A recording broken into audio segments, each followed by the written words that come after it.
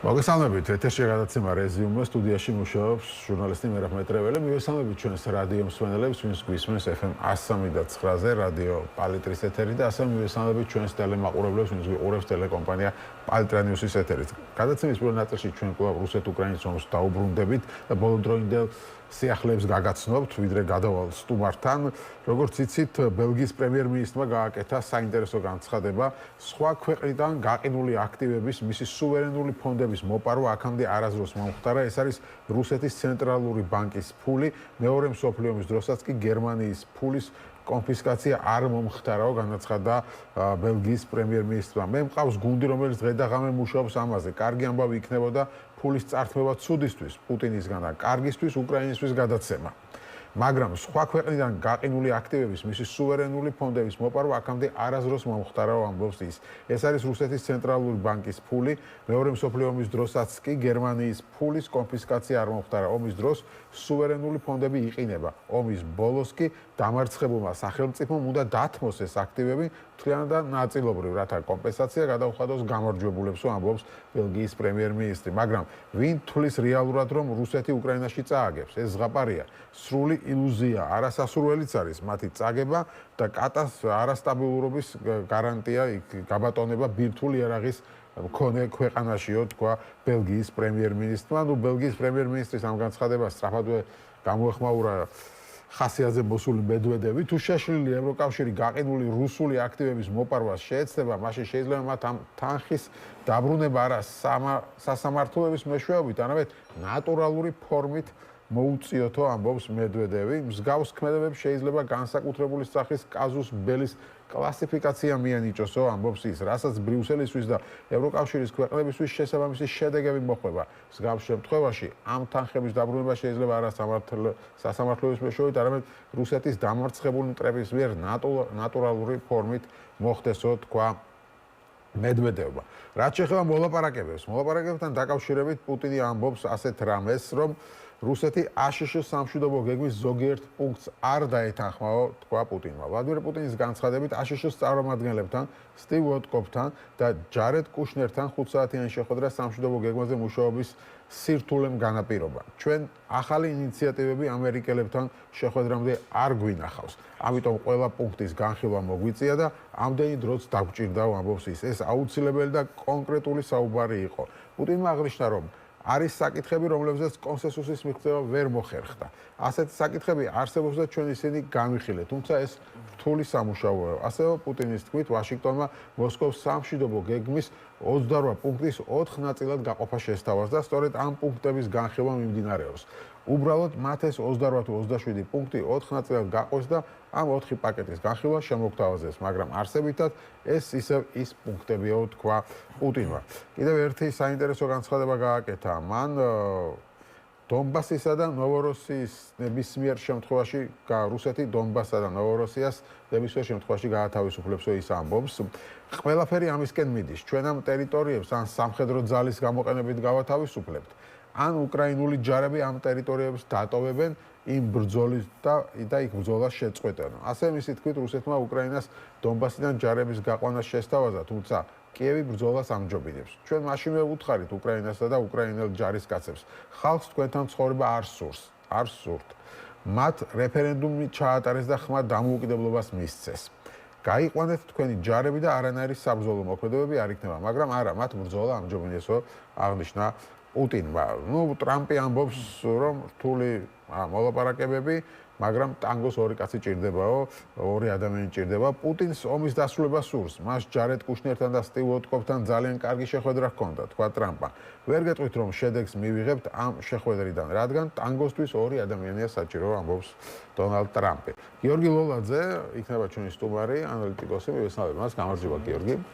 მადლობა გადაცემაში მონაწილეობისთვის და მართლაც რა ეტაპზე ვარ დღეს, რის თქმა შეგიძლია შენ დაკვირვებით. მოგესალმებით, იმ ეტაპზე ვარ, რასაც ყველა ველოდით, ჩიხში შევიდა ეს მოლაპარაკებები, რადგანაც მხარეების პოზიციები არის ერთმანეთისგან განსხვავებული და ის გეგმები, რომლებიც წარმოდგენილია, არასახავს ფრონტზე არსებულ რეალობას, შესაბამისად ერთი მხარე ერთთან ხვდება ისეთ შეთანხმებას, რომელიც არასახავს იმ რეალობას, რაც ფრონტზეა. ფრონტზე უკრაინას აქვს რთული მდგომარეობა. რუსები აკონტროლებენ პოკროვსკის დიდ ნაწილს, ასევე შეტევები აქვთ დონბასის სხვა მიმართულებებზე და ასევე ხარკოვის ოლქში კუპიანსკის მიმართულებით, მაგრამ ეს შეთანხმება, რასაც თავაზობენ უკრაინას, არის ბევრად მძიმე პირობებით, ვიდრე უბრალოდ რამდენიმე ქალაქის დაკარგვაა და თუნდაც მთელი დონბასის უბრძოლველად დათმობაა. პირველ რიგში რაც გავიგეთ ბიშკეკის განცხადებიდან, პუტინის ძალიან გრძელი განცხადებიდან, სადაც მთელი ფრონტის ხაზი მიმოიხილა და ზოგადად რუსეთის პოზიციები ჩამოაყალიბა, არის ის, რომ მას ომის დასრულება არ სურს. ის დარწმუნებულია, რომ ადრე თუ გვიან აიღებს დონბასის ოლქს რუსეთის არმია სრულად და ამაში მას არწმუნებს მათ შორის ისიც, რომ საკმაოდ გაზრდილია წინსვლის ტემპი იმასთან შედარებით, რაც დაუშვათ 1 წლის წინ იყო. ეს არ არის ელუსებული წინსვლა და ფრონტი არ არის ჩამოშლილი, მაგრამ იმ ფონზე, რომ კვეთრად შემცირდა დასავლური მხარდაჭერა უკრაინის მიმართ იმის გამო, რომ დონალდ ტრამპმა შეწყვიტა უკრაინისთვის იარაღის მიწოდება და ევროპა იგივე დონეზე აგრძელებს უკრაინის დახმარებას და პლუს ცდილობს ამერიკული იარაღი შეისყიდოს, ეს არ არის საკმარისი იმ უპირატესობის დასაბალანსებლად, რაც რუსეთს გააჩნია როგორც შეიარაღებაში, ასევე განსაკუთრებით ცოცხალ ძალაში, ხო და მიუხედავად იმისა, რომ წელს მაგალითად რუსეთმა სხვადასხვა მონაცემებით დაახლოებით 250,000-ზე მეტი ჯარისკაცი დაკარგა დაჭრილების და დაღუპულების სახით. ეს რუსეთში არც საზოგადოებრივ აზრზე მოქმედებს, არც ამას გამოფიტის ნიშნებს აჩენს, იქიდან გამომდინარე, რომ იქ თავისუფალი მედია, საზოგადოებრივი აზრი არ არსებობს. შესაბამისად, პუტინი თავის თავს მიცემს უფლებას, რომ ამ ტემპით გააგრძელოს ომი კიდევ რამდენიმე წელი, თუ მას სხვა რესურსები არ ამოეწურება, გულისხმობ ნავთობის შემოსავლები და ასევე პარტნიორებისგან მიღებული და კითხვა ჩდება, რომ ანუ არანაირი ზეწოლის ბერკეტი აღარ არის. როგორ არის? ეს არის საინტერესო. ზეწოლის ბერკეტი არის უამრავი დაწყებული მეორადი სანქციების, რომელსაც არ აწესებს ამერიკის შეერთებული შტატები, რომლებიც იმ სავაჭრო პარტნიორებს ჩვენ გახსოვთ რუბიო გამოვიდა და ის ლუკოილი და როსტეტირო დაასანქცირეს. 6 თვეში ჩამოიშლებაო, ხო, მე თქვა რომ მორჩაო მეტი აღარაფერი აღარ შეგვიძლიაო რა. ეს იყო ეს არის მათი პოზიცია, არა, არ შეუძლიათ კი არ უნდა ამ ადმინისტრაციას, იმიტომ რომ ის თulis რომ ეს მისი ომი არ არის, ეს არის ევროპელების და ბაიდენის ომი და მათ უბრალოდ ამ საკითხის მოშორება უნდათ დღის წესრიგიდან და ნებისმიერ ფასად ომის დასრულება. მეორადი სანქციები რას ნიშნავს? ხო, მეორე სანქციები ნიშნავს, რომ სანქციები უწესდებათ იმ ქვეყნებს, რომლებიც ამ სულ ენერგორესურსებს ყიდულობენ და მათ შორის უწესდებათ ტარიფებიც ამერიკასთან ვაჭრობაზე, რაც ნიშნავს, რომ ისინი ისჯებიან იმისთვის, რომ ირიბად აფინანსებენ რუსეთის ომს უკრაინაზე. თუმცა ამას ტრამპი არ გააკეთებს, იმიტომ რომ ეხა პირიქით ჩინეთთან ერთგვარ სავაჭრო ზავს მიაღწია და ელოდება აპრილში სი ძინპინთან შეხვედრას და იქამდე პირიქით გავრცელდა ინფორმაცია, რომ ჩინეთის სპეცსამსახურებზე სანქციებიც არ დააწესებინა თავის სახელმწიფო და თავდაცვის დეპარტამენტებს, რომლებიც შემჩნეული იყვნენ ამერიკაზე კიბერ თავდასხმებში, ანუ ცდილობს ჩინეთთან დაათბოს ურთიერთობა, ვიდრე შეხვდება სი ძინპინს და მეორე მთავარი ზეწოლის მექანიზმი, რაც აქვს ამერიკას არის დიდი რაოდენობის და პრინციპულად სხვა დონის შეიარაღების მიწოდება, რომელიც ფრონტზე გადატეხას შეიტანდა და მინიმუმ შეაჩერებდა რუსეთის წინსვლებს, განსაკუთრებით სიღრმეში დარტყმების მიყენების შესაძლებლობა სხვადასხვა ტიპის რაკეტებით და ასევე იმ დეფიციტის შევსება, შეიარაღებას დეფიციტურად აქვს უკრაინას, ხო, ეს არის პირველ რიგში საჰაერო თავდაცვის რაკეტები, ასევე მას სჭირდება ახალი საჰაერო თავდაცვის სისტემები, რომ სრულად უზრუნველყოს ამ ქალაქების დაცვა და სამოქალაქო მოსახლეობის და რაც თავარია ენერგეტიკული ინფრასტრუქტურის დაზიანების შემცირება და ჯავშან ტექნიკის დეფიციტი აქვს სერიოზული ასევე უკრაინას, რაც ეხა ეს აღარ გვახსოვს უკვე სადმე შეიძლება კონჩეტევაზე გადავიდეს უკრაინა, მაგრამ იყო ეგეთი პერიოდი, როდესაც ჩვენ ვჯელობდით უკრაინის კონჩეტევაზე და იმაზე, რომ რა ტიპის დახმარება სჭირდებოდა უკრაინას. ანუ გზა არსებობს, რომ ბალანსი შენარჩუნდეს მინიმუმ, მაგრამ ამ ბალანსს აღღვევს ტრამპის ადმინისტრაცია, რომელიც პრაქტიკულად აღარ ეხმარება უკრაინას და ესე ნეიტრალური მსაჯულივით მსჯელობს ამ ომზე და თვალი უჭირავს რუსეთთან ეკონომიკური თანამშრომლობაზე, როგორც კი ომი დასრულდება და მათი გათვლა არის, რომ ეს ომი როგორც კი დასრულდება და თუ მოახერხეს ამის დასრულება, მერე რუსეთი გამოიყენონ თავის მოკავშირედ ჩინეთის წინააღმდეგ, რაც სრულიად მცდარი დასკვნა ჩემი აზრით, ეს არ მოხდება.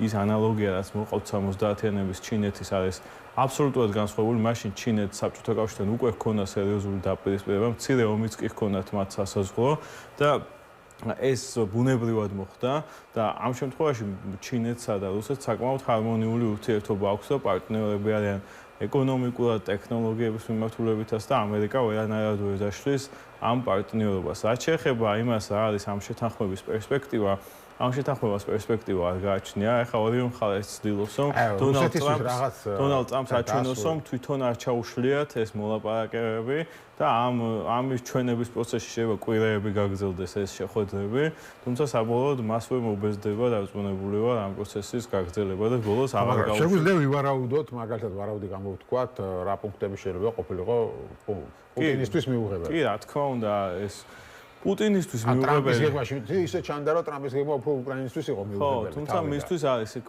მიუღებელი პუნქტები. პირველ რიგში ეს არის კი იქ არ უნდა თქვას ნატოზე უკრაინამ არის ეს ჩანაწერი, მაგრამ მისთვის მიუღებელი იქნებოდა გარანტიების მიცემის საკითხი, რომელიც ბუნდოვანია და მე უკვე თუ როცა ვნახეთ ჟენევის შეხვედრა იქ თქვეს, რომ ნატოს გავსი გარანტიები მივცეთო, რაც რა თქმა უნდა კატეგორიულად მიუღებელი იქნება რუსეთისთვის.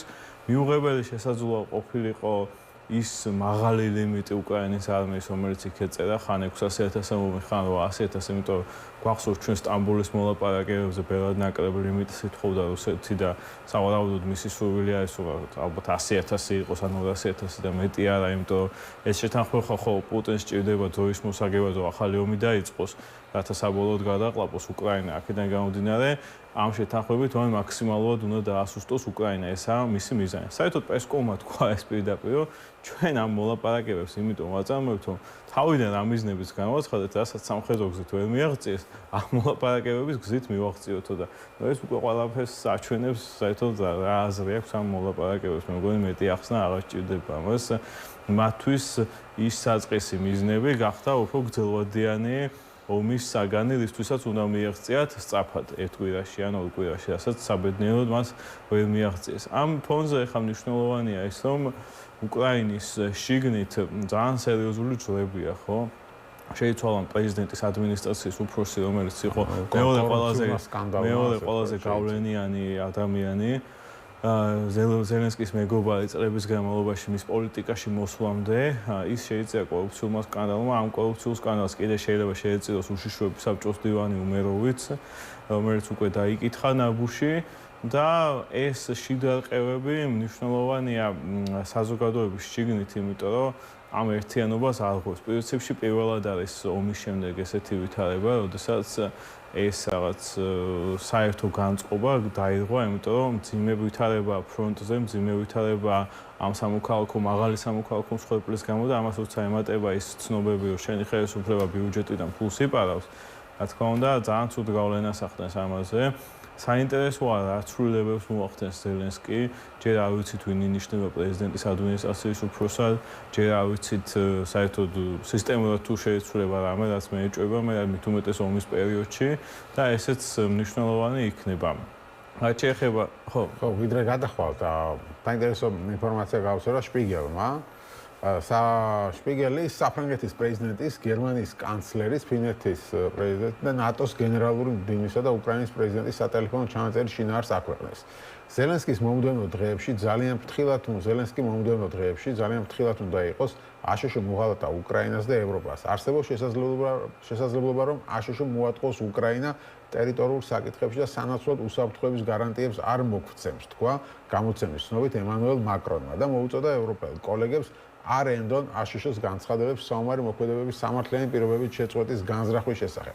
მათივე ინფორმაციით გერმანიის კანცლერმა ფრიდრიხ მერცმა ამერიკულ მომლაპარაკებლები გააკრიტიკა, ისინი თამაშობენ როგორც თქვენთან, ასევე ჩვენთან, თქვა მერცმა სტივ უოტკოფსა და ჯარედ კუშნერზე. ჩვენ არ უნდა დავტოვოთ უკრაინა და ვლოდიმერი ამ ბიჭებთან მარტო განაცხადა ფინეთის პრეზიდენტ ალექსანდრ სტუბმა. მოკლედ, პრინციპში ხა ასეთი აზრი ჩვენს შეიძლება გქონოდა ამ ხალხზე და ამ მოლაპარაკებებზე, მაგრამ მაკრონი და მერცისგან ხო ამის მოსმენა საინტერესოა და გასაგებია რომ ალბათ ასეთი პოზიციაც ექნებოდა, არ ვიცი ხა ეს რამდენად ავთენტურია, შპიგელი აქვეყნებს ამას, მაგრამ ძალიან გაავს ასე ვთქვათ რეალურად. ფაქტი ის არის, რომ ეს განწყობა ჰაერიდან არ მოსულა, იმიტომ რომ ამ ადმინისტრაციის პოლიტიკური პოზიციები და გადაწყვეტილებები ამას ადასტურებს, ხო? ანუ ეს რაღაც აღქმები არ არის, მე მგონი, მთელი ეს პერიოდი 20 იანვრიდან, რაც დონალდ ტრამპის ინაუგურაცია შედგა, მისი აბსოლუტურად შეიცვალა ხო ამერიკის პოლიტიკა უკრაინის მიმართ და ეს გადაწყვეტილებები, რაც მან ამ პერიოდში მიიღო, ადასტურებს, რომ ეს განწყობა უნდა შექმნილიყო და ის დასავლეთი ევროკავშირი და უკრაინა მე მგონი უარყოფის რეჟიმში არიან ამ რეალობის საჯარო განცხადებებში, რაც ეხლა თქვენ წაიკითხეთ, ეგ ხო არ არის საჯარო განცხადებები და საჯაროდ მაინც ცდილობენ თავიანთ მხარეზე წარმოაჩინონ ამერიკის შეერთებული შტატები, რამდენადაც შესაძლოა ამერიკა ეხლა მათ მხარეზეა, რა თქმა უნდა, მაგრამ თუ ის თავის რესურსებს არ დახარჯავს და თავის ეწოლის მექანიზმს არ გამოიყენებს რუსეთის წინააღმდეგ, მაინც უფრო ნეიტრალური მსაჯულის და ეს ტექსტიც ეგრეა დაწერილი, თუ დააკვირდებით ამ 28 პუნქტიან გეგმას, ოდნავადაც არ იკითხება იქ, რომ რუსეთი რამეშია დამნაშავე პირიქით ძალიან ესეთი ტექსტია. ხო, ну ფაქტობრივად გამოდის, რომ აგრესორს ვაჯილდოვთ. თავს ხო ვაჯილდოვთ და თავზე ხელს უსვამენ. რაც ხო ამათ ჩვენთვის არასასურველი სცენარია მათ შორის პირველ რიგში ჩვენთვისაც და მთელი მსოფლიოსთვის არასასურველი სცენარია, რადგან ეს გავლენას მოახდენს სხვა რეგიონებში მიმდინარე მოვლენებზე.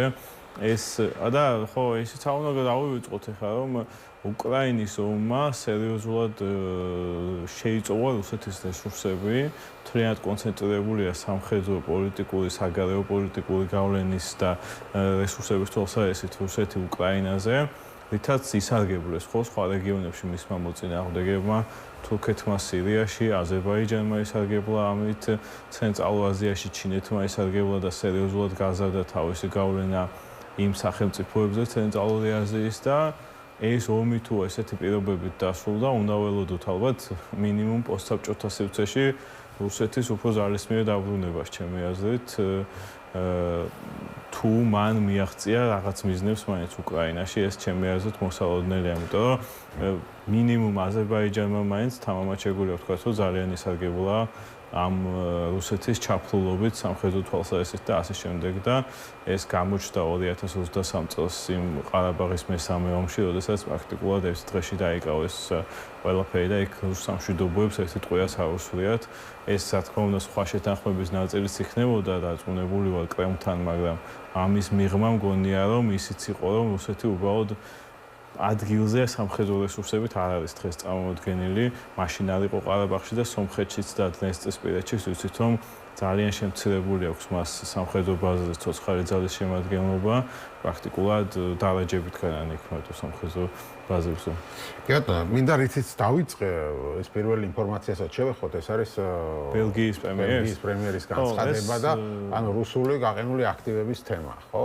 რომ ვიღაცა ამბობს, რომ არ შეიძლება ასე ვერ ჩამოვართმევ. დავიწყოთ ბელგიას რატო ეთქმის სიტყვა ამაზე, იმიტომ რომ ამ აქტივების დიდი ნაწილი განთავსებულია ბელგიაში და ბელგიის პრემიერის პრინციპში გადამწყვეტი სიტყვა ეთქმის. მეორე არის ის, რომ ეხლა რაციონალურ მიზეზებზე რომ ვისაუბროთ, ბელგიის პრემიერი მართალია, იმიტომ რომ ეს მისი ქვეყნის საინვესტიციო და ფინანსური იმიჯს ძალიან დიდ დარტყმას მიაყენებს, მართლა უპრეცედენტო გადაწყვეტილება იქნება ეს და ასევე მოლაპარაკებები დღეს ასე მიმდინარეობს, რომ თუ ამის ჩამოთმევა მოხდება, ბელგია ითხოვს, რომ გარანტორები გახდნენ ევროკავშირის ყველა სახელმწიფოები ან თავისი საპენსიო ფონდებით, ან სუვერენული ფონდებით, რომ ეს ყველაფერი ბელგიის ეკონომიკაზე არ მოახდენს გავლენას, იმიტომ რომ იურიდიულად ამის პრეცედენტი არ არსებობს. თორე ეს აქტივები ხელშეუხებელი არ არის, არსებობს ევროკავშირის მექანიზმი, კერძოდ ამ მექანიზმია ევროკავშირი აძლევს ფულს უკრაინას საბიუჯეტო რესურსების დასაფინანსებლად, რომლითაც პენსიებს და სხვა სოციალურ ხარჯებს იხდიან, აძლევს ამ აქტივების ხარჯზე და სანაცვლოდ უბრალოდ კრედიტს აძლევს და აი ამ აქტივების მოგებით იფარება ეს კრედიტი და უკრაინა არაფერს მოგებას ეხებიან, ანუ მოგებას ვეღარ იღებს ამ აქტივებიდან ვერაფერს რუსეთი, როგორც კერძოდან, ასევე სახელმწიფოდან, მაგრამ თვითონ ამ აქტივებს ვერ ეხებიან ჯერჯერობით და აი ეს სამართლებრივი წინაღობები არსებობს, რომლებიც ჯერჯერობით გადაულახავია და მე ეჭვება მეც გადავალ, იმიტომ ამასთან სჭირდება კონსენსუსი ევროკავშირის ყველა ქვეყნისგან, რაც დიდი ალბათობით ვერ მიიღწევა. ხო, ნუ ბელგიის პრემიერის ამ განცხადებაში უფრო საინტერესო ის იყო, რომ მას არ ჯერა რუსეთის დამარცხების და რასთვარას სასურველადაც არ აცხადებს. ხო, ეს ტრადიციული ლოგიკა გავიხსენოთ საბჭოთა კავშირის დაშლის დროსაც ჯორჯ ბუს უფროსის ცნობილი გამოსვლა კიევში, სადაც მან ნაციონალიზმის საფრთხეებზე ისაუბრა და მე მაინც დაიშალა საბედნიეროდის ქვეყანა, მაგრამ ზოგადად დასავლეთში ეგ მოსაზრება ადრე უფრო დომინანტი იყო, მაგრამ ეხლაც არსებობს, რომ რუსეთის მარცხი ან რაღაცა ტიპის დიდი ნგრევა გამოიწვევს კიდევ უფრო დიდ დესტაბილიზაციას, მეტ-ომებს და რასთავარია ბირთვული იარაღი არის, ვის შეიძლება დარჩეს ეს ბირთვული იარაღის სხვის ხელში აღმოჩენა, სულ ბუდაპეშტის შეთანხმებას მახსენებს და იმას, როგორც ართვის უკრაინას ბირთვული შეიარაღება, მაგრამ უკრაინას და მანამდე ყაზახეთსაც უნდა. არა, როგორც ფიქრობ, ეხა უბრალოდ იქამდე აღარ მიდის ხო ეგ ამბავი, ხა აქციონერებს სამართლებში აქვს, რომ დამარცხებული რუსეთი კი არ დაიშლება, უბრალოდ შეიძლება როგორც გამოიყენოს. ანუ კუთხეში მიმწყებულმა ის როლი. ო, ეგ საფრთხეც არსებობს კი და ამას სწორედ ამიტომ იყო, როდესაც ბაიდენის ადმინისტრაცია იყო ხელისუფლებაში, რაღაც ლიმიტები ყოველთვის ჰქონდა და იმის იქით ბირთვულ შანტაჟს ემორჩილებოდა რუსეთის და ეს ადმინისტრაცია ხო საერთოდ ტრამპი მთელი წინასაარჩევნო კამპანია იმას იძახდა, რომ თუ უკრაინის დახმარებას გავაგზავნებთ, მესამე მსოფლიო ომი იქნებაო და ეხლა ეგ მისი საყვარელი რიტორიკა იყო. ხო, ახლა გასაგებია რა, ის ამბობს, რომ გერმანია დამარცხდა და ხო, შემდეგ შეიძლება დამარცხებულს მოთხოვო, პირობებში გაუწერო, რომ შენ აუნაზღაურებ იმას, ვინც მაგრამ მისი ნებით უნდა მოხდეს ეს და არა ჩამოთმევითო. იმიტომ რომ იქ ეხლა თუ დამარცხდება ხელისუფლება შეიცვლება, ახალი ხელისუფლება უნდა მოვიდეს, რომელიც იქნება დემოკრატიული, მოაწეროს კაპიტულაციას, რაღაცა და რაღაცა. ხო, რაც რუსეთთან არ მოხდებაო და შესაბამისად, მოკლედ გამოსავალს ვეღარ. ო, ეს აქამდე რატომ მივედით, ეხლა რატოა მნიშვნელოვანი ეს აქტივები, იმიტომ რომ ევროკავშირის ბევრ ქვეყანაში არის ეკონომიკური პრობლემები და არც ერთ ქვეყანას არ აქვს უნარი, რომ ამ დონეზე შეუძლიათ უკრაინის დახმარება, მაგრამ თუ უნდათ პრინციპულად გაზარდონ დახმარება, ამის დიდი რესურსი ასეთ სახელმწიფოს არ აქვს და სწორედ ამიტომ აქვთ მათ სურვილი, რომ აი ეს რესურსი გამოიყენონ, რაც არის რუსეთის გაყინული აქტივები, თუმცა ეს საკითხი გადაუჭრელია. სხვა მექანიზმებზეც ფიქრობენ, საუბარი კრედიტის სახით გაცემაზე, რომლის გარანტორებიც იქნებიან და ასე რეპარაციულ კრედიტს ეძახიან და ასე შემდეგ, მაგრამ ჯერჯერობით შეთანხმება ამ საკითხზე ვერ მოხერხდა. ხო, ნახოთ საბოლოო ჯამში როგორ განვითარდება მოვლენები, რთული ვითარება არის უკრაინისთვის ამ მომენტში ნამდვილად, მაგრამ თუმცა უფრო რთულ ვითარებებშიც ყოფილა უკრაინა და გადაუტანიათ. კი ბატონო. ეს მოლაპარაკება როგორც ხდება, კვლავ არაფრით დასრულდება. არაფრით რო დასრულდება, მე რა მოხდება, ეგ არის საინტერესო. შანსი რომ რაღაც სიმბოლურ ზავზე შეთანხმდნენ, მაგალითად ზღვაში, აი პუტინმა როცა 9 მაისს თქვა თუ არ ვცდები 3 დღით ზღვაში აღარ დავისხმებით თავს, ან არ ვიცი, ესეც გამოიწყულია პუტინის ახლანდელი რიტორიკიდან გამომდინარე, ჩემი აზრით. წესით ნორმალურ ვითარებაში ამერიკის სამართლიანი და წესიერი ადმინისტრაცია იმის გამო რუსეთს არ უნდა მშვიდობა და არ თანხდება, დასჭირდა რუსეთს ახალი სანქციებით და უკრაინისთვის მეტი იარაღის მიწოდებით. ესეთი რო არ არის ეს ადმინისტრაცია, ეგეც ვიცით და როგორ მოიქცევა, ვნახოთ. იმედია უკრაინას არ დააბრალებენ ამ მოლაპარაკებების ჩაშლას. გასაგებია. მადლობა დიდი გადაცემაში სტუმრობისთვის. გიორგი ლოლაძე იყო ჩვენი სტუმარი. რეკლამის შემდეგ ჩვენ დავბრუნდებით ქვეყანაში უკვე ჩვენთან შექმნილ ვითარებას, BBC-ს სკანდალურ გამოძიებას, ჩვენი სტუმრები იქნებიან ბექა ქურხული მწერალი, დიამეტრეველი, ასევე მწერალი ხელოვნებაცოდნე და მათთან ერთად ვისაუბრებთ პროტესტზე, ხელისუფლების პოლიტიკაზე და ასე შემდეგ. დაგველოდეთ რეკლამის შემდეგ დავბრუნდებით. ფილმში მოცემული კოდის ქვეშ არსებული ერთ-ერთი ქიმიური ნივთიერება ნამდვილად იყო გამოყენებული, თუმცა არ იყო ეს კამიტიო, ეს უკვე დავადგინეთო, თუმცა რა იყო, იმას ვადგენთო, მაგრამ როგორ დაადგინეს ასე მალე რო არ იყო კამიტი, ჯერ ვერ დაადგინეს რა იყო, ეს საინტერესო თემა არის, დაველოდოთ გამოძიებასო.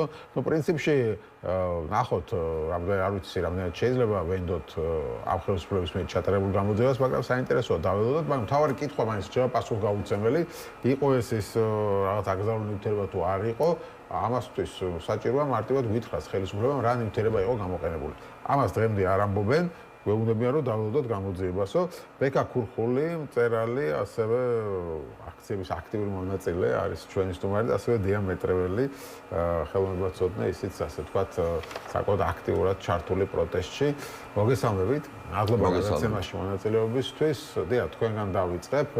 ბუნებრივია, ახლა ჩვენ რაღაც დეტალებში ვერ ჩავალთ და პროფესიული მიმართულებით ამაზე არ ვიმჟელებთ. მაინტერესებს თქვენ როგორც მოქალაქის პოზიცია, რას ფიქრობთ ამ სკანდალთან დაკავშირებით? თუ ხელისუფლება ამბობს, რომ ეს არის ჩვეულებრივი მორიგი შეტევა, ჰიბრიდული რაღაც ომი ჩვენს წინააღმდეგ, რაღაც deep state-მა რაღაცა დაგეგმა და ახალი სკანდალი აგვიგორეს, რომელსაც არანაირი საფუძველი არ აქვს. ეს არის მათი პოზიცია, ასე ვთქვათ. მოგესალმებით მერაბ, მივესალმებით თქვენ სტუმარს, მაყურებელს. ხო, არ ვიცი, deep state-ი აქ არაფერ შუაში არ არის, თუ ასეთი მართლები და წელში გამართულები არიან საქართველოს მოქალაქეებთან, საკუთარ ამომრჩეველთან, ადგენენ და გაასაჯაროვონ ის ნივთიერებები, რომლებიც გამოიყენეს 24 წელს მოქალაქეების დასარბევად წლის ჭავლში, ან თუ BBC არასწორ ინფორმაციას ავრცელებს, როგორც თავად ამბობენ, ადგენენ და უჩივლონ. დაიწყეს სარჩელის მომზადება. ან ჯერ უჩივლებთო თავის მარეგულირებელ, ასე ვთქვათ, ორგანოს. დაიწყონ პროცესი, გვანახონ, რომ პროცესი მიდით, რომ უფრო მეტად ჩვენს დავწუნდეთ, რომ მართლა წელში გამართულია რეჟიმი. მივადევნებთ ხო ყველანი თვალს, ესე იგი, როგორ წავა BBC-ს თან მიმართებაში ეს სარჩელი.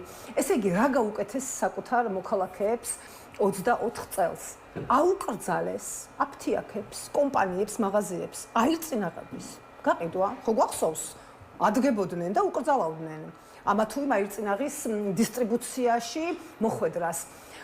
წყალში გაურიეს ეს რაღაც ციანიდის მაგვარი ნივთიერება. ბრომენზოლ ციანიდი. არ ვიცი, მე არა ვარ ამის სპეციალისტი, თუმცა BBC-ს სიუჟეტს თუ დავეყრდნობით, იქ ამაზე საუბრობენ ექსპერტები. და არც გააფრთხილეს მოქალაქეები, იქ იდგნენ პროტესტანტები, იქ იდგნენ ბავშვები, იქ იდგნენ ხნიერი ადამიანები, მათივე პოლიციელები, იქ იდგნენ და მოქალაქეებს დახმარებას უწევდნენ ექიმები, სასწრაფო დახმარების ბრიგადები. პირველ სკოლასთან ერთი თვის თუ ორი თვის განმავლობაში ეს ქიმიური ნაერთის ნაწილაკები იყო კედლებზე, ხეებზე, მიწის საფარზე. განათლების მინისტრი გამოვიდა და თქვა, მოსთხოვა მთავრობის ხდომაზე პასუხი გაგვაგებინეთ შსს რა ნივთიერები გამოიწვია, რომ ჩვენ ან შევაჩეროთ სწავლის პროცესი, ან რამე ნაბიჯები გადავდგათ. სად იყო ჯანდაცვის მინისტრი, მისი კოლეგები, აი ამ ესე იგი სასწრაფო დახმარების ბრიგადები როცა მუშაობდნენ, არ დასვა კითხვა, რა პირობებში ვამუშავებ მე ჩემი სისტემის თანამშრომლებს, პოლიციელები თუ სხვა ჩვენი რიგითი მოქალაქეები პროტესტანტებთან ერთად აღმოჩნდნენ, ესე იგი მომაკვდინებელი ნივთიერების პირისპირ. მე ძალიან კარგად მახსოვს 24 წელს. ხო, თუმცა ხელისუფლების უფლებები ამბობენ, რომ გვაჩვენოთ, რომ ვინმე ამის გამო სამონტოფოში მოხვდაო. ძალიან ბევრი ის მერე იყო, ეგრე ხوار მოხდა რა. ამიტომაც გვჭირდება ჩვენ გამოძიება, ამიტომ გვჭირდება ჩვენ გამჭვირვალე გამოძიება და ძალიან დიდი ბოდიში თავად რას გამოიძიებენ, არა აქვს ამას მნიშვნელობა. ეს იცით როგორი ისტორიაა? აი ცოცხლის კადრები რო გავრცელდა 12 წელს და სააკაშვილის მთავრობას რო ეთქვა, მე გამოვიძიებ მაგამ ბავშვს, ვინმე ესე იგი მის გამოძიებას, ამიტომაც ჩვენ არ ვენდობით, მოიწვიონ საერთაშორისო გამომძიებლები და ძალიან სერიოზული გამჭვირვალე პროცესი გვაჩვენონ და თუ მართლები არიან, ამაზე უკეთესი რა არის? იგი ამდენ ადამიანს მოეხსნება ის საფიქრალი და სადარდელი, რომ რაღაცა მძიმე დაავადებების პროვოცირება არ მოყვება წლების შემდეგ ამ ამბავს. ამიტომაც რომ დაუბრუნდე, ესე იგი 24 წელს მე მახსოვს შინაგან საქმეთა მინისტრის მოადგილე თუ არ ვიცი მაგ დროს ეს ბატონი რა პოზიციას იკავებდა, გამოვიდა და თქვა, რომ ჩვენ გამოვიყენეთო კიო წყალში რაღაც გამურიეთო ნივთიერებაო, ჯერ არ გეტყვითო, მაგრამო რაღაცა პერიოდის მერეო, რა თქმა უნდა, მივაწვდითო ჩვენო ინფორმაციას მოქალაქეებსო, იმიტომ რომ ეხლა ძალიან სწრაფი რეაგირების პროცესში ვართ და ვერ ვახერხებთ ამ ინფორმაციის გატარებასო. ერთ წელზე მეტი გავიდა, რით ვერ მოაბეს თავი, რომ დაედოთ საჯაროდ ეს ინფორმაცია არა BBC-ს მაინც და მაინც BBC-ს სკანდალური გამოძიება იყო საჭირო, რომ თავიანთ მოქალაქეებისთვის ეთქვათ თუ რა ნივთიერებებით დაკრძალეს, ცუდად არის მათი საქმე, კინო დასრულებულია. გომელაურმა აღიარა, ყობახიძემ აღიარა. ერთადერთი ახლა ის დარჩენია თუ გადადგეს მთავრობა და დაინიშნოს ახალი სამართლიანი არჩევნები. ანუ მაგის განწყობაზე ნამდვილად არ არის, ბექა, თქვენ რას ფიქრობთ ამ? არ ვიცი ბატონი ირაკლი ყობახიძე რის განწყობაზეა, მაგრამ ერთი ვიცი რომ ძალიან და სამუდამოდ დაიღუპა თავი, იმიტომ რომ კახეთში ისეთი მეტსახელი დაარქვეს, კახელებს მე კარგად ვიცნობ დედულეთი მაქვს, რომ თოფი ჯობია ესროლონ ადამიანს, მაგათი ყიდან ვერასოდეს ვეღარ ამოვა. ირაკლი კობახიძეს კახეთში ქვია დიხლაფოსა ირაკლი.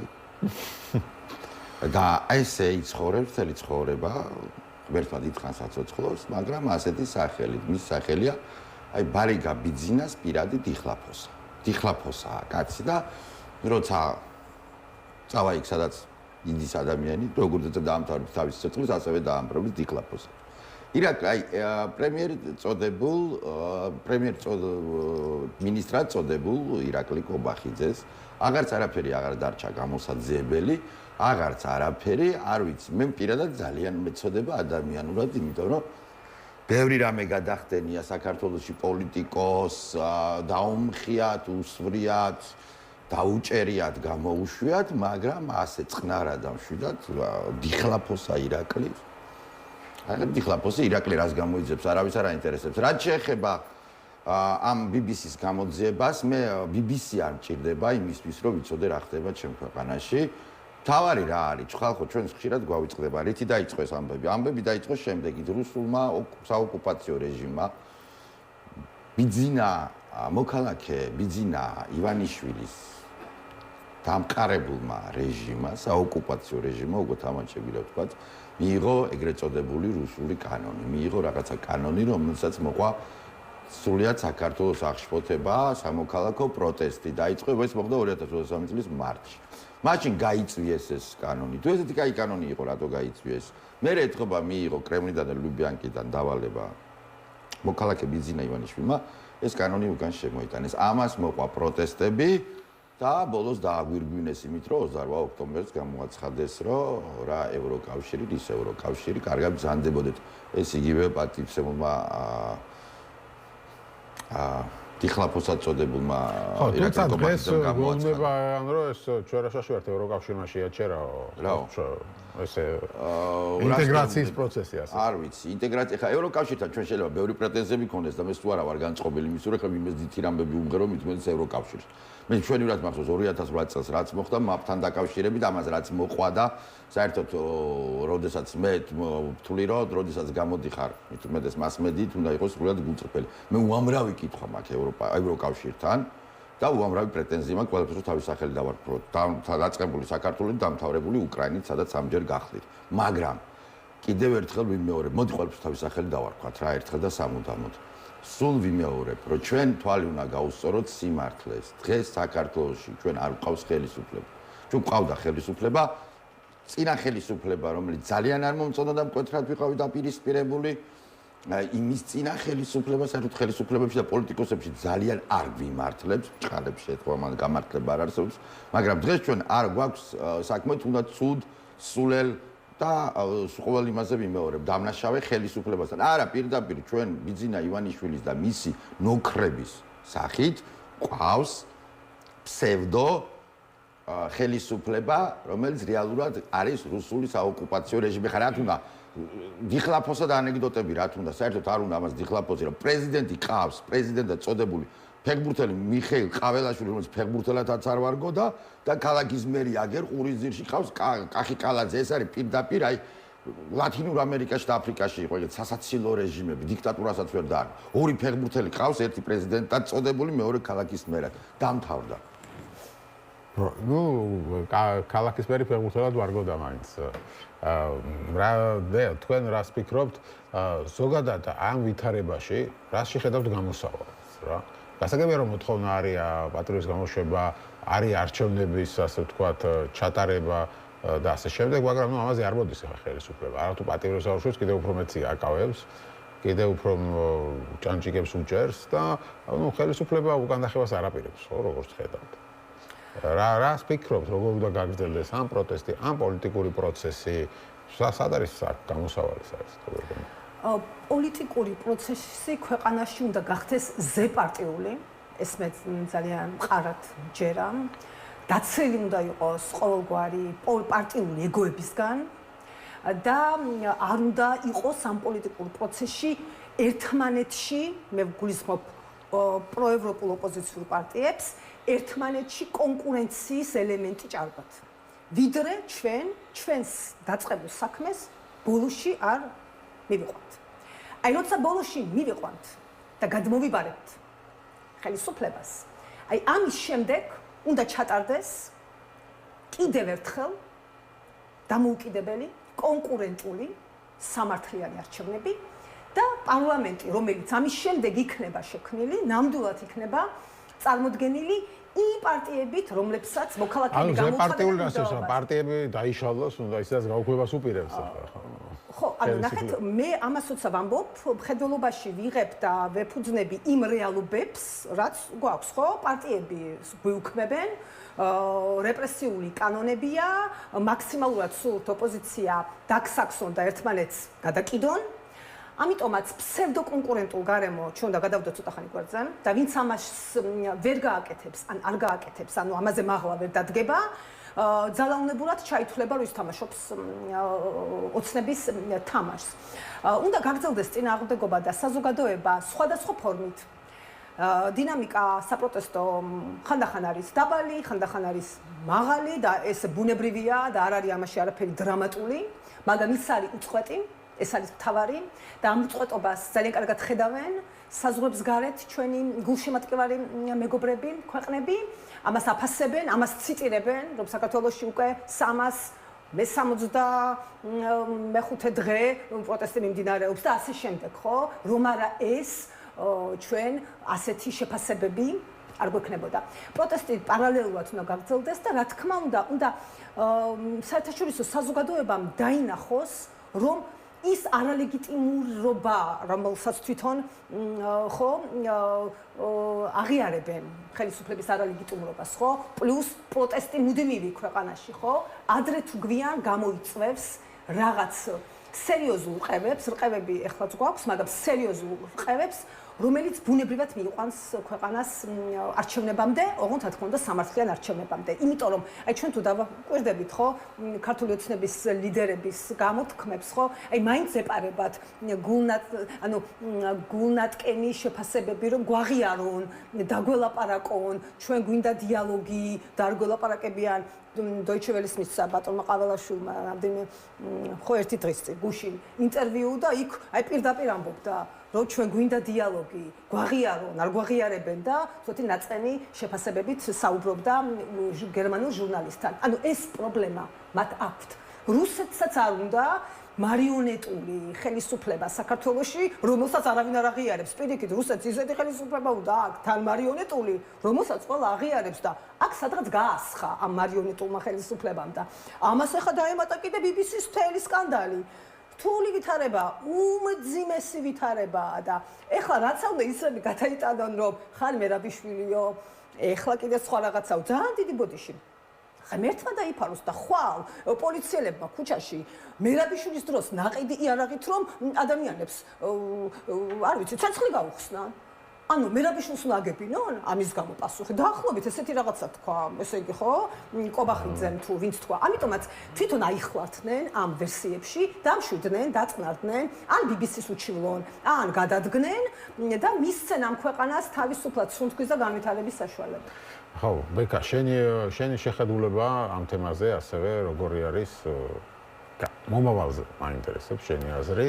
რას ფიქრობ, იმიტომ რომ თითქოს ბევრი ნიჰილიზმში არის უკვე, იმის გამო რომ რაღაც ვერაფერს ვერ ახდენს. ხა რეჟიმთან ბრძოლა ძალიან რეჟიმთან ბრძოლაში და შესაბამისად ყველაფერი ეძებს რაღაც გამოსავალს, რა უნდა მოხდეს, როგორ უნდა გაგრძელდეს და ასე შემდეგ. ნებისმიერი რეჟიმი ამთავრებს ისე როგორც დაამთავრა მაგათა წინა რეჟიმი. აქტიას შემთხვევით არ უხსენებია, ხო, იგივე ვანო მერაბიშვილი და საერთოდ ანუ მერაბიშვილის იარაღი არ დაუტოვებიათ მარტო მემკვიდრეობად. მე მინდა შეგახსენოთ, რომ დაიტოვეს მათ ასევე წინა რეჟიმის მემკვიდრეობად ხარება, ეგრეთ წოდებული მთავრობის. მოსამართლეებს საქართველოს მოსახლეობას წინა რეჟიმის დროს აღარ მინდა ხსენება, ყველაფერი ვიცით და არბევს ახლაც. დაიტოვა თქვენ ხარ ჩემი ბატონი მურუსიძე, რომელიც გირგულიანის საშინელი საქმის ერთ-ერთი მთავარი შემოქმედი იყო. დაიტოვა საერთოდ ჩვენ ხო ვიცით რომ ოცნებაში არის ხალხი რომლებიც პირდაპირ ემსახურებოდნენ წინა რეჟიმს და ეხლა ჩვენ გვეკითხებიან რომ აბა ის გინდა და თვითონ იქაც იყვნენ აქაც იყვნენ და ასეთი ჭკვიანები არიან ბჭყალებში ხო ორი ბატონის მსახური და კიდევ ვინც მოვა იმასაც მოემსახურებიან, მაგრამ ჩვენ ამის საშუალება აღარ უნდა მივცეთ. ჩვენ აღარ უნდა მივცეთ პოლიტიკოსებად წოდებულ ნაძირლებს საშუალება, რომ ყველა რეჟიმის დროს ხელი მოითბონ. მე რაც შეეხება მომავალს, აქ ჭანჭიკების მოჭერაზე საუბრობთ თქვენ მერაბ და მე მინდა გახსოვდეს რომ ზუსტად თქვი ჭანჭიკები არიან ეს. ზრიან ჭანჭიკები. რომელზეც ახლა მოუჭერენ და მოსთხოვენ 800 ჯერ თანხებზე ლაპარაკობენ. ხო მოსახლეობა დღითიდღე ღარიბდება, ყველაფერი ძვირდება, ჩვენ ყველას ყავს ოჯახები და ესენი ერთმანეთზე დავიბიან რაღაც 800 მილიონზე, 600 მილიონზე რაღაც ასწაულ თანხებზეა, ხო ლაპარაკი. მე გაიხსენეთ ყველა რეჟიმი როგორ გავს ერთმანეთს და მათი უფროსი რუსეთის რეჟიმი იაგოდამ, გენრიხ იაგოდამ დააპატიმრა ბუხარი და ცოტა ხანში მიყვა უკან. ეჟომა დააპატიმრა იაგოდა, ცოტა ხანში მიყვა უკან და ასე შემდეგ. ესენი ყველანი ერთმანეთს მიყვებიან.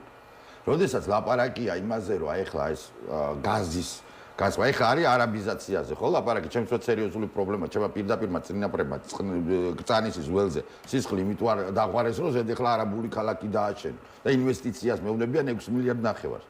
და როდესაც ვინმეს ილუზია აქვს, რომ აქ ვიღაცა ევროპისკენ მიდის და ერთ ქრისტიანობას ებრძვის და ერთ მორწმუნეობას ებრძვის, გარწმუნებთ ხალხო, რომ ჩვენ თუ ხელს შეუშლით. აი როგორ ახლოს არ გაუვლიათ ამათ ქრისტიანობასთან და ქართულობასთან. ყოველ ჯერზე მაგას ვიმეორებ, როგორც კი საშუალება მომეცემ, რომ გვატყუებენ ბიჭო. უსინდისოდ გვატყუებენ ამათ ქრისტიანობასთან და ქართულობასთან ახლოს არ გაუვლიათ. და დარბევა და გაზის გაშვება, მაშინ ნახეთ თუ ეს 6 მილიარდ ნახევარი ღმერთ ვაქნას ეს ფსევდო ინვესტიცია საშინელება ჩვენ ჩავშალეთ 6 მილიარდ ნახევრისთვის ბიძინა ივანიშვილი ნებისმიერ ქრისტიანს და მართლმადიდებლს და ქართველს კი არა თვითონ შეისხავს იმ გაზს სახეში.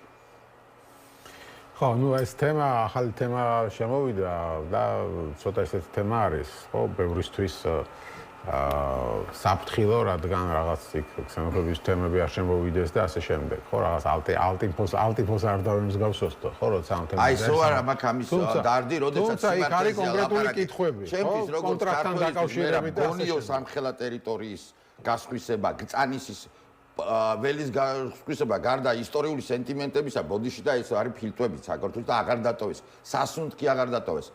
ესეც ალტინფოა, როდესაც ჩვენ ლაპარაკობთ, რომ ქალაქში აღარ ისუნთქება. როდესაც ყველა მეცნიერები სამეცნიერო დასკვნა, რომ უბრალოდ ჟანგბადი აღარ არის. ეხლა თუ რა ქვია, ბოდიში და მომითხოვია და ელემენტარულ ჭეშმარიტებას ვიტყვი მე და იტყვის ალტინფო კი არა, ვინც გინდა თუ გინდა ნებისმიერი პოლიტიკური განხრის თუ იმის რა ქვია, მომხრე ადამიანი ეხლა რა უნდა ვქნა ჩვენ. ემანდ ალტინფოს არ დავემგვანო და არამედ ვიღაცას არ დავემგვანო და რა უნდა ვქნა.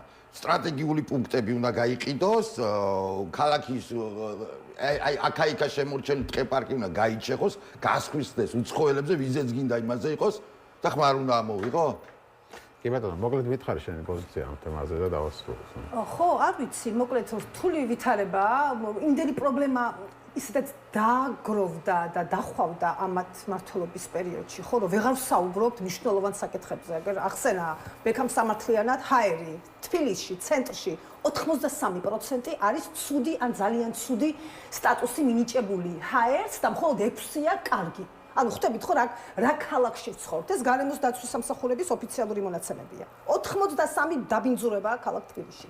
ვერ ვსაუბრობთ იმაზე, რომ კულტურული მემკვიდრეობა იმგრევა. ვერ ვსაუბრობთ იმაზე, თუ რამდენი პრობლემაა, ხო, უამრავი, რომელი სფერო არ უნდა ავიღოთ და ესე იგი საკუთარი მოქალაქეების ქიმიური იარაღი, დამწავლელები ახლა კიდევ ჩვენ შვილებს მიადგნენ და რეფორმას განათლების სამინისტროში ატარებენ თვითონ გონზე არ არიან წიგნები, სასკოლო წიგნები ჩვენვე უნდა დავწეროთო მინისტრმა თქვა რა წიგნებს დაწერენ საკუთარ მოქალაქეების და ახალგაზრდების დამწავლელები ხო უკვე წარმოვიდგინეთ იქ რაც ეწერება ჩვენი ქვეყნის საზიანო და მათი რეჟიმის ეხლა დღეს გავიგეთ რომ გრანტები აღარ მიეცემათ იმ სტუდენტებს ვინც კერძო უნივერსიტეტებში წავიდნენ ამიტომ რაღაც ოპტიმისტურ ნოტაზე მარტო სახელმწიფო უნივერსიტეტს დააფინანსებენ ასე ამიტომაც ოპტიმისტურ ნოტაზე რომ დავამთავროთ ჩვენ არ ვინდობით მათ არანაირ შეფასებებს და გამოძიებებს და დღეს რომ საუბრობს ბატონი ირაკლი ყობახიძე რომ კი ეს ნივთიერება იყო წყალში გარეული მაგრამ ნამდვილად არ იყო საშიში მოქალაქეებისთვის და რო ეკითხებიან და თუ არის პროცესი რა იყო? მაშინ როგორ ამბობ რომ არ იყო საშიში მოქალაქეებისთვის? ხო, არა, მაინც არ იყოს, ანუ თვითონ აირიენ და რატომ დავენდოთ მათ სიტყვაზე? გელაძეც იგივეს ამბობდნენ, ვაკონტროლებთ, ჩამოიქცა გელათი. ამბობდნენ რაღაცა საკითხზე, მივხედავთ, დაინგრა ყველაფერი, ხო? ყველაფერი ჩამოეშალა. ამიტომ, ხო, ქვეყანა არის დაძენძილი მათ ხელში, ხო და მაქსიმალურად ცდილობენ, რაც კი დარჩა, ხორცი ყველაფერი დაგლიჯონ. გასაგები. ამიტომაც უნდა წინააღმდეგობა და პროტესტი გავაგრძელოთ და ვიყოთ ძალიან პრინციპულები რეჟიმის გადადგომის მოთხოვნაში. გასაგებია, მადლობა დიდი. დიამეტრეველი და ბექა ქურხული იყვნენ ჩვენი სტუმრები. ასეთი იყო დღევანდელი გადაცემა რეზიუმე. მე ხვალამდე გემშვიდობებით.